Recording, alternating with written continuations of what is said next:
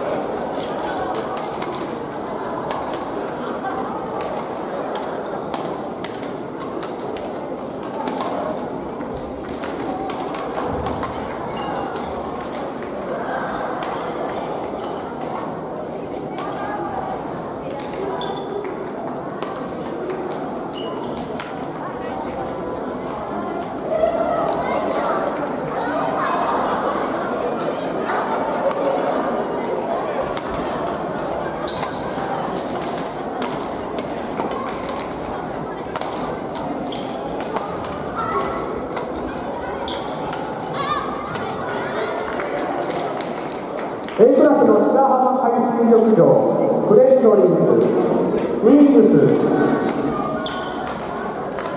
試合がまだなので、下のコートで練習してもらっても構いません。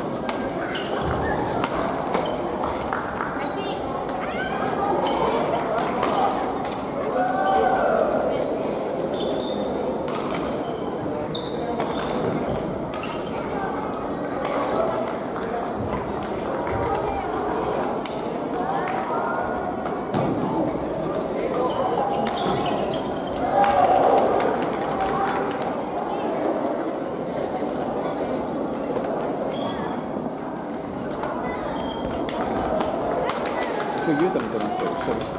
見てるわよ。マジで柿に当たったから。昨日柿焼きやったら。ああ、なんかあるけど。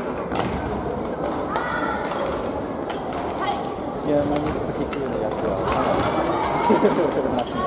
当たったら来ませんとか言って。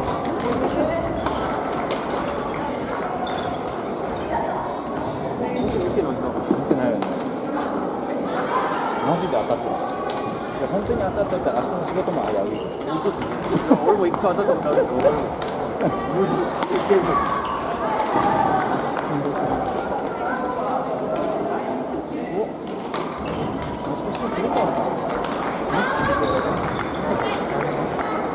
あ、これあれにするなった。